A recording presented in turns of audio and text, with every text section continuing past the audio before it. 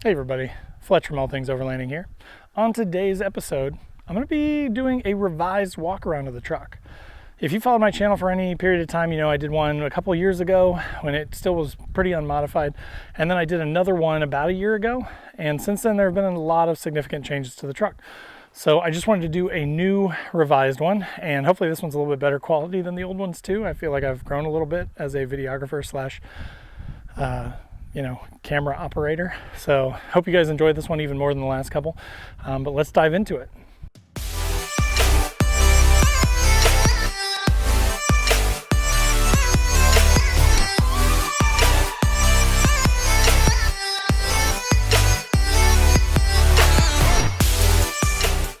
All right guys, so like I said, starting at the bottom. So I did recently upgrade to level 6 MK8 wheels with Kenda Cleaver RTs on them. They are 285/70/17. The wheels are 17-inch wheels.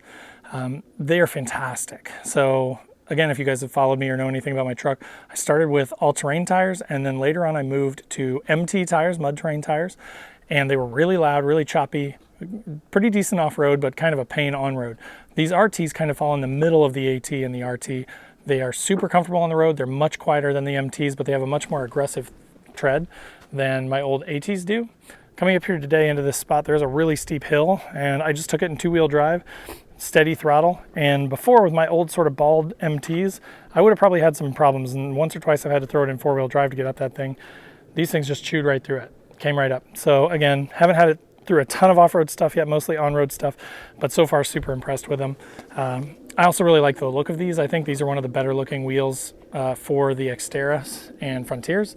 I've seen a lot of people run them, so they are a fairly common wheel and tire on this truck. But again, I've never been a huge fan of aftermarket wheels and tires. I'd rather just get like some different stock OEM ones off of like a Titan or another vehicle.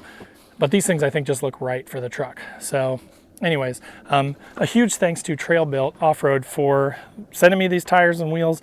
Like, they were great to work with. Their shipping is super fast. Their pricing is fantastic. Their website is awesome because you can kind of look through everything and it'll make recommendations for you based on your vehicle.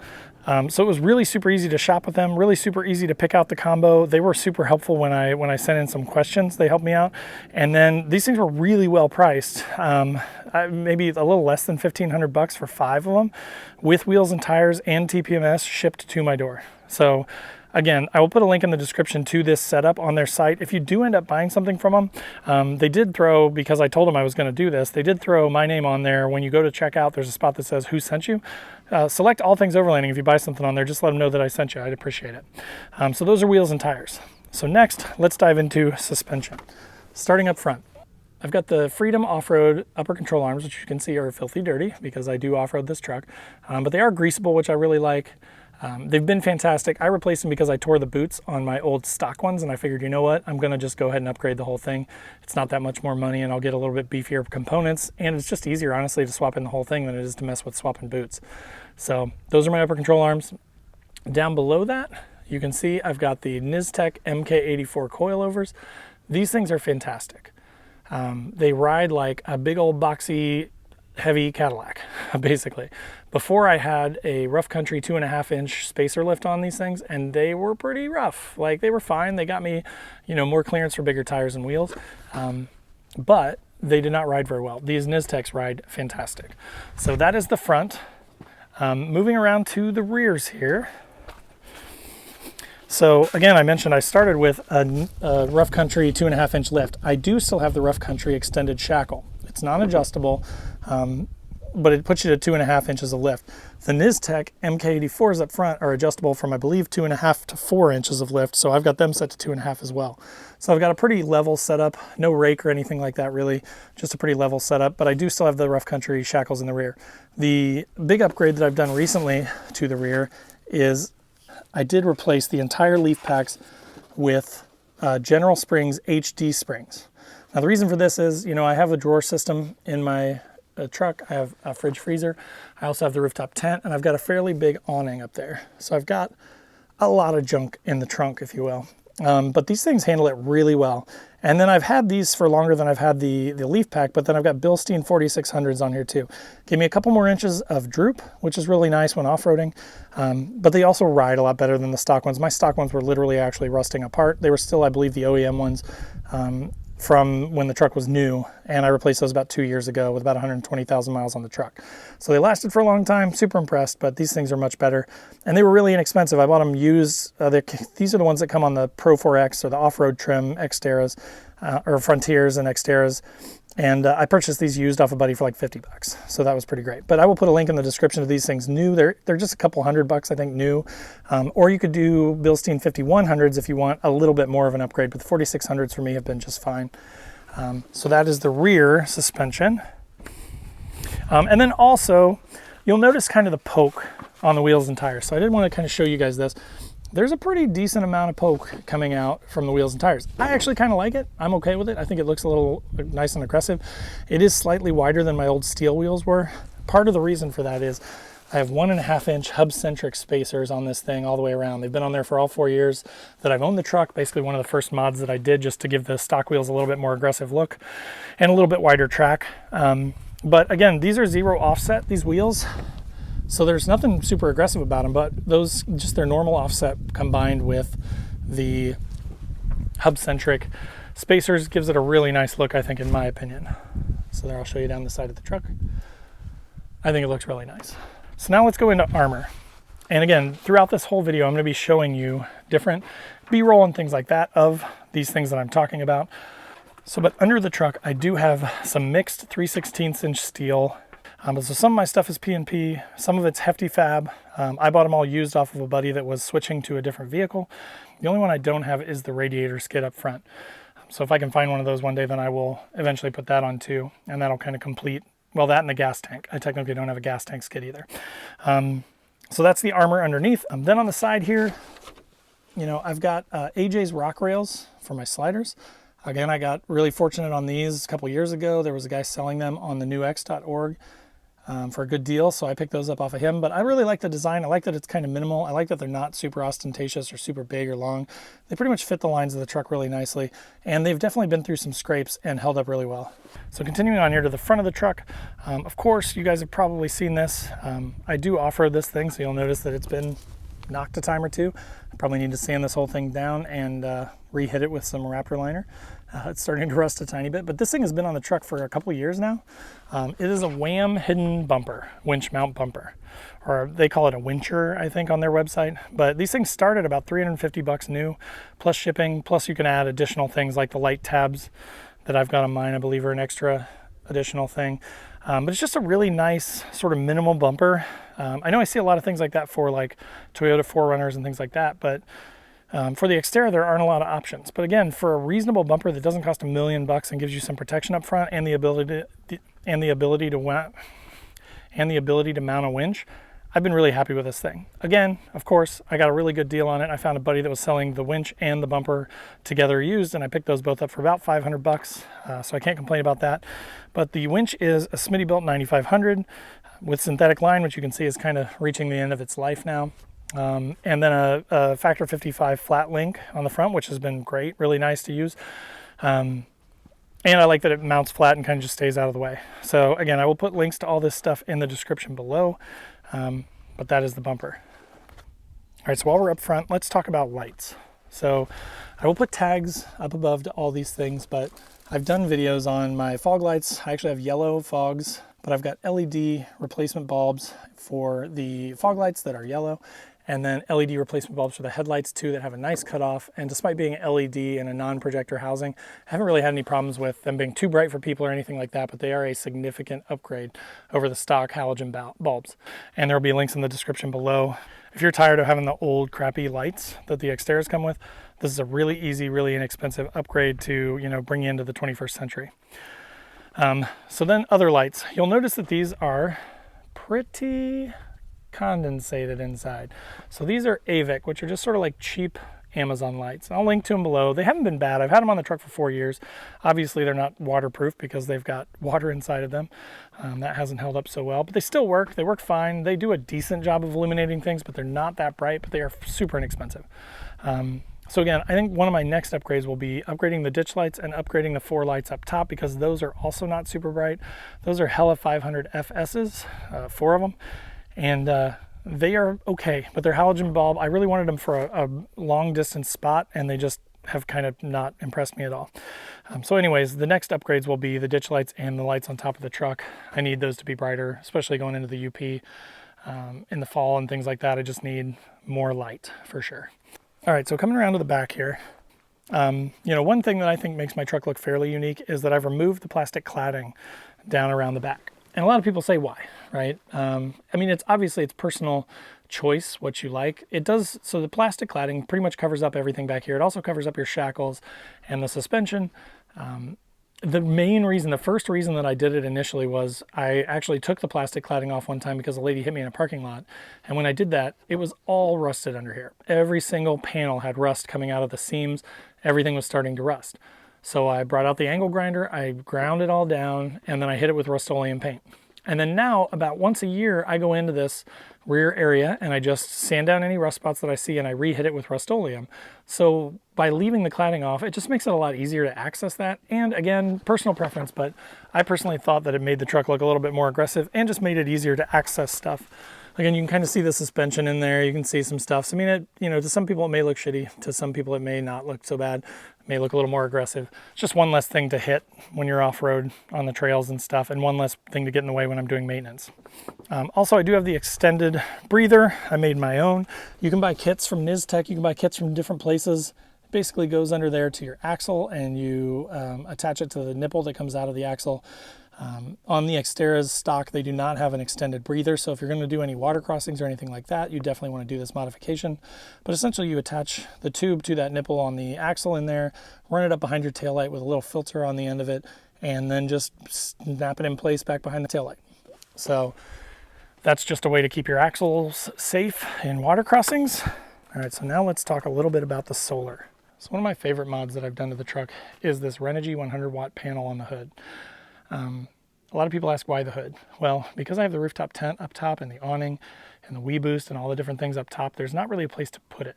Honestly, if I ever had a hard top, like a clamshell style rooftop tent, I would probably mount it to the top of that. That would be ideal. But since I wasn't going to have that at the time, I decided just to mount it to the hood. It is kind of nice. It does get it out of the way. It doesn't have any glare that comes off of it. People ask me about that a lot. I think because it's just absorbing the sun, it's not super glossy. It doesn't reflect anything. It's actually probably reflects less light than my white hood did before I put that on. But so currently that runs to the back here. And then inside the truck here, you'll see the controller in there. So that's the solar controller right there. You can see that it's pumping power in right now. And I do have a small 35 amp hour battery that is stored inside this box up on top of my drawer system. And I use that to charge all kinds of things. So like I can throw my phone back here when I'm cooking and let it charge wirelessly. I've got an inverter here. So like right now it's charging back here my radios. So I've got a pair of Midland GMRS radios and their charging stand right there. I've got my electric chainsaw in here and I charge those batteries as well. They're all charged up right now, so they're off the charger. I have run the fridge off of the solar before too, and that will work, but it doesn't work for that long because of the small size of the battery. But so that is where the solar is going right now. The reason that I have the hood open is that I did recently upgrade my main starter battery to an Odyssey Class 34 AGM deep cycle battery. I will say I am super impressed with this thing. So I put some more, attachment points on it just to give me some flexibility for what all I want to mount on here. But this thing just, I've had my fridge hooked up to it for multiple days in a row. I've been charging small electronics and things that I would have scared me to charge before. And the thing just starts up every single time. So I am really impressed with that. So what I'm going to do is I'm going to switch the solar around to be charging the main starter battery. So going forward, I will probably remove the small battery from my drawer system and I will just reroute the solar to the main starter battery. That way I've got this huge capacity AGM battery that will always be getting topped off by the solar. So if I am out at a place for a day or two and just sitting and not running the alternator or driving around, then I will have the solar topping off the main starter battery so I never have to worry about a dead battery. Okay, so moving to the inside of the truck here. I do have this Smitty built So you have to forgive the mess. We brought the dog. My 8-year-old is with me. We are actually camping this weekend. I've got a bunch of camera gear because I am shooting videos. But so this is actually a Smitty built seat cover intended for a Jeep JK. So it's not really meant for an Xterra, but I will say that it fits pretty decently. And the reason that I got it, if you're familiar with Xterras, is this seat right here on this bolster always gets ripped from getting in and out, in and out. So again, instead of trying to find a junkyard and find another seat that matched and bring that, tear that out of an old Xterra and bring it in, I just put this cover on because it also gives me some MOLLE attachments, which is nice. It covers up the seat, makes it look a little bit nicer. This underneath of it is a heated seat, a seat warmer, and this thing is amazing. In the winter, it is a game changer. But so that just goes under the Smitty built thing. Again, not trying to be anything fancy here, right? Everything is function over form for me. So don't judge me. However, up front here, I do have a 10.1-inch touchscreen Android head unit, which has been fantastic. I will put a tag here in the video if I've posted the video of it that I made. I made a pretty long video showing you all the features, how to wire it up, all that good stuff. But this thing is about $250, and so for the money, it is fantastic. Like, it's just great. You can play movies on it. You can do CarPlay. You can do all kinds of stuff on this thing, and it's just way better than the stock unit. Up above there, you'll see this is basically like a bunch of old camera equipment that I had sitting around. So I probably wouldn't say most people would make this, but there are a ton of ways to mount stuff inside of this vehicle. I've got this set up for a phone and then another camera mount over there on that left side so that I can set up cameras for when I'm shooting video and stuff. It does have all these little things back here. One of them is Wi-Fi. One of them is satellite reception. There's the microphone there for your Bluetooth when you're on your phone. And then that other black box over there on the right side is actually for my WeBoost. So down here is where I mounted my WeBoost amplifier. That runs from the antenna up there on the top. That runs down here, through the door, around through the lining, and then I ran it up through the dash, and then it goes into the booster right there. Then that output goes to that little black box right there, and then that actually boosts the cell signal to your cell phone. So, if you're in an area where you would normally have almost no reception or 1 bar of reception, it could bump you to 2 or 3 bars, give you more flexibility, more ability to get in touch with people if you need to, for like, if somebody gets hurt or your wife or husband are trying to get a hold of you, it gives you some options. So that is the front. Other than that, it's pretty much stock. These are I did use their stock holes here in the Xterra that are not used. At least not in my truck, they weren't. And these are my lights, my light switches for the ditch lights and for the roof lights. They are wired through ignition too, so if I leave them on and then turn the truck off, they will turn off, just so you know. So that's the front. Around here at the back, again, I have a ton of stuff in here, so sorry, it's kind of hard to see. I left the 60% of the 60-40 split in here. Reason being, the 40% split had to come out so that my drawer would fit. So my drawer is really super long, and there's a reason for that, and I will show you here in a second. And then I removed the bottom part of the seat too. So this is actually full of gear down here underneath these coats. There's gear all the way down to the floor down there, bungees, all kinds of stuff down there. The reason that the drawer is so long is you'll notice that there's a lipped hole right there in the back of it. The reason for that is that's where all my recovery gear goes. So all my recovery gear is in the back there, my winch controller, my D-ring shackles, my come along, all that stuff is in there. Out of the way, easy to access from the other side if I need to, but it's in the truck where it's not going to rust and get nasty. And then I'll show you what's in front of that in the bottom of that drawer here in a second. My chainsaw, this is a new, so you notice I have the electric chainsaw. Really like it. Only problem is it's electric, so if there's not a lot of sun, for my solar to charge it back up, you can run out of batteries pretty quick. Same with the winter, it doesn't do so well in the winter. So I bought this $90 chainsaw on Amazon. I've used it 3 or 4 times, and this thing just screams, man. Like, it is just awesome. So I built a mount for that. Just got creative and came up with an idea. Basically, I took a couple pieces of aluminum, and I sandwiched the sheath for the chainsaw in between these pieces of aluminum in there. And then that holds up the body of the chainsaw. Now, I am going to build a shelf that will sit underneath of the body of the chainsaw, because right now all the weight is on the bar, which doesn't make me super excited, but it was a $90 chainsaw, so honestly I don't really care. But I'm going to build some sort of a shelf to give additional support to that. So now I'm going to show you here at the back what I was talking about. So again, all of my recovery gear is in here. This is basically just a box, right? So in there is all my recovery gear, my straps, my D-rings, my wheel attachment for the high lift, my winch controller, all that stuff's in there. Forward of that is my Coleman propane stove. And again, I'm cheap and I just like to solve things with stuff I've got laying around. So I use this old crappy bungee, a couple of these little, you know, what are these, cord holder things that you would use to like run cords in your house. And I use those to keep it from sliding out on its own. So these are not locking sliders. These sliders are really expensive. And when you make them locking sliders, then they get way more expensive. So basically, to solve that, I just use that bungee to hold it there.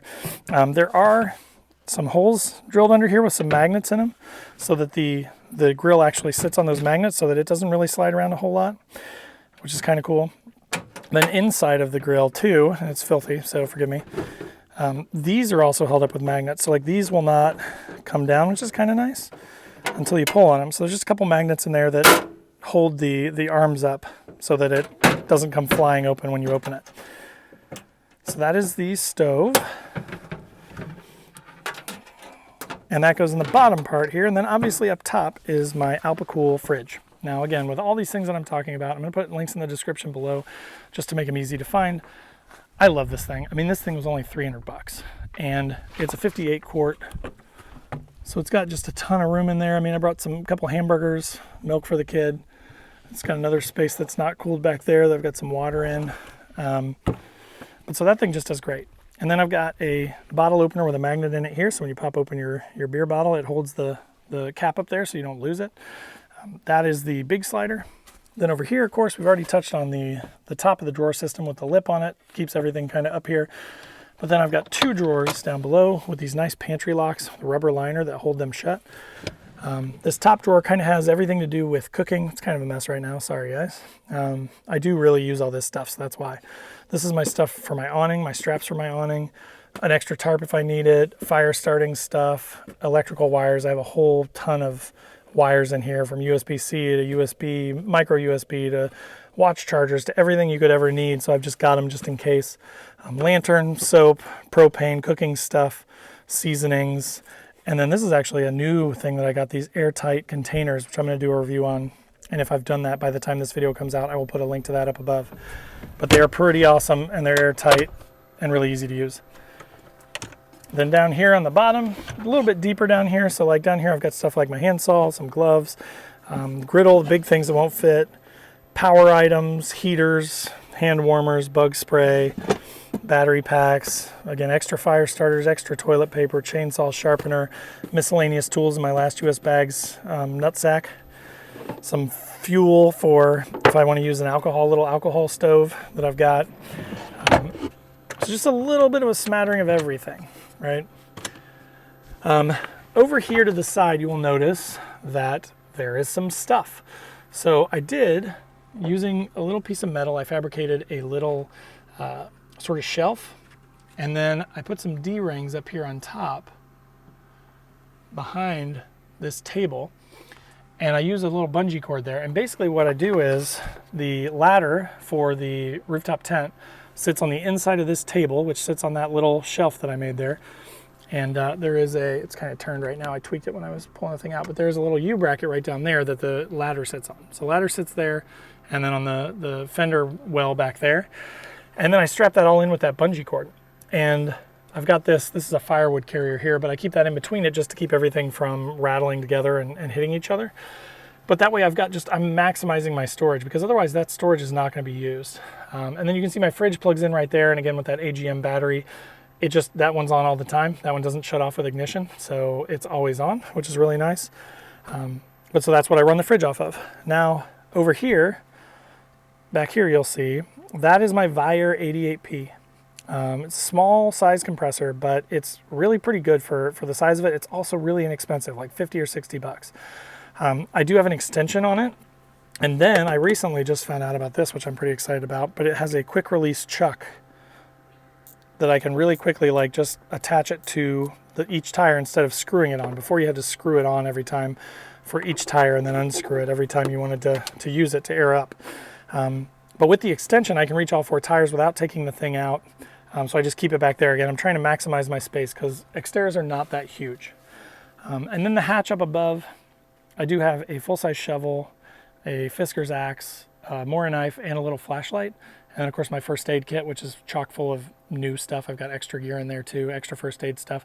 But used Quick Fists for this whole thing. I'll put a tag up in the upper right hand corner to a video that I made on that and how I did that. And then of course, up here on the back of the truck, I do have the ability to store a 5-pound jerry can right now.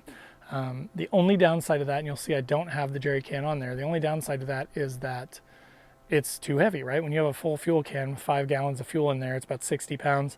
So then you can't lift the rear hatch. So you basically have to take the gas tank out every time you try and open the rear, which is a pain in the butt.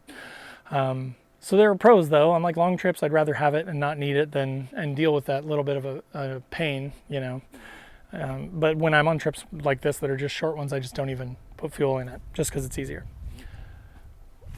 And then, you know, I've already kind of touched on this a little bit, but this OVS 180 awning is fantastic. I mean, you can see just the square footage of this thing is crazy. And it's so easy to set up. I mean, for how big it is, it's just so easy to set up. So I love this thing. I'm super excited about it. I can't wait to use it more. I've only used it once or twice now. And then up top, my rooftop tent is an Offgrid Raptor Series 10. As always, my theme with this stuff is budget minded. So I'm a pretty cheap person. I like to get more gear for my money. So this thing was about $1,000 less than that, about $8.99 plus tax when I bought it on Amazon. Again, I'll put a link in the description below. I've probably used this thing 24, 25 nights now. I've had my kids in it. I've had me and my wife in it. I've had just me in it. I've been all over the place. I've slept in -degree temperatures. The fabric is super thick, really high quality. You know, normal condensation problems like you have with any sort of rooftop tent in the winter, but really quick to dry out and air out when you reset it up at home. The only sort of downside of the tent is that the cover is sort of a pain in the butt to get on and off. But aside from that, I mean, for the money, I much prefer this tent to like a Smittybilt or something like that with all the poles and just all the different things that you have to set up to get it ready to go. Again, the cover sucks, but aside from the cover, I really like the tent. So over here, I did want to touch on Northology, of course. You know, I've got one of their stickers on here, but they have this awesome free magazine that they do every month. So there'll be a link in the description below to them as well. They're just fantastic. You should definitely check them out and sign up for that free magazine. And then also, so this OVS awning that I got it from Overland Addict, and the experience was awesome. He's just a great guy. He has great customer service. His prices are extremely fair. Shipping is really fast if you get things shipped. I actually picked this one up from him at an expo, so it was a little bit easier for me. But definitely recommend working with them. Again, there will be a link in the description below. If you're interested in this awning, definitely check it out from Overland Addict because he will take great care of you. And then, you know, I've just got some miscellaneous tools in my last US bag canteen nutsack back here, which is a hilarious name. I've also got, and it's kind of hard to see, it's up there, the tan thing, their new Oscar's Mobile Hideout, which is like a Trasharoo style trash bag. And those things are just amazing. I can't speak highly enough of Last US Bags. I use a bunch of their bags. I've used them for a couple of years now, and the quality is top notch. They're just fantastic items. So definitely if you're looking for overlanding bag type gear, check out Last US Bags. There's a link in the description below, which will actually take you to Overland Addict's website because he is a reseller for them. So check out all their stuff that he's got on the website. And if you want anything, just let Chad know. All right, guys. So that was the walk around of my 05 Nissan Xterra SE. It's set up for overland travel. It's been to the Upper Peninsula of Michigan. It's been to the Trans-Wisconsin Adventure Trail. I've had it to West Virginia, about 10, 11 hours away from where I live. Had it down to Kentucky several times. I mean, this thing, I put 40,000 miles on it in the last 4 years, and it just keeps chugging. It's just bulletproof, man. So I do love the truck. I know it's going to die at some point, but I can't speak highly enough of it. I'm really pleased with my build, and I think for the money, I mean, I'm honestly probably all in on this thing. I'm probably 13 or 14 grand into this truck, and I've had it for 4 years and put 40,000 miles on it. You know, so if you're looking for a budget option for overlanding that's really reliable, and you want to avoid that Toyota tax or the Jeep tax, I definitely recommend the Xterras. If you have any questions, of course, post up in the comments below. I'm happy to answer any of them. I'll answer them honestly. Also, you know, as you may have noticed, I'm really budget minded. So like I do things cheap. There are more expensive ways to do these things. If you have questions about those, let me know. I mean, I'm pretty knowledgeable on all those things, but I just try to find cheaper ways to do it generally. So again, I hope that's helpful for you guys. I hope if you're an Xterra person, or if you're not an Xterra person, you're just curious about the overlanding setup, that is, gives you some good ideas. But again, post up in the comments below. Let me know if you have any questions about any of that, and I'm happy to help. If you don't already, click that subscribe button, click the bell to be notified when new videos come out. I drop a couple videos a week, so I'm putting out as much content as I possibly can while trying to keep it as good and interesting as possible for you guys. So appreciate all the support, and I hope to see you guys in the comments. Also, if you want to follow on Facebook, Instagram, I have a podcast too. Wherever you want to hang out, just come and hang out. I'd love to hang out with you. So thanks again for watching, and we'll see you next time. Armor.